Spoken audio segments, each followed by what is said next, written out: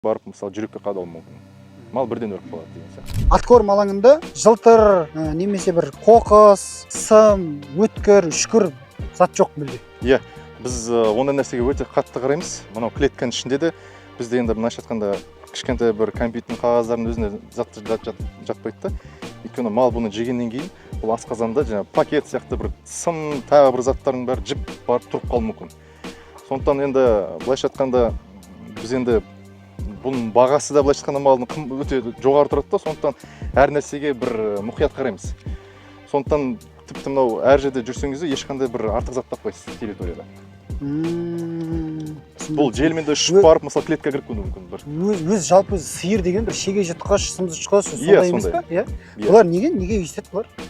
Енді бұл мен ойымша бұларға бір жағынан қызықты, екіншіден кейбір мысалы малдарға бірдеңе жетіспегеннен барып жейді.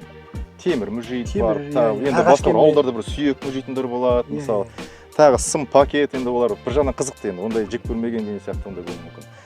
Былай асқазанға түскеннен кейін бұл жаңа темір тесек сияқты заттар асқазан жұмыс істегеннен кейін барып мысалы жүрекке қадалуы мүмкін.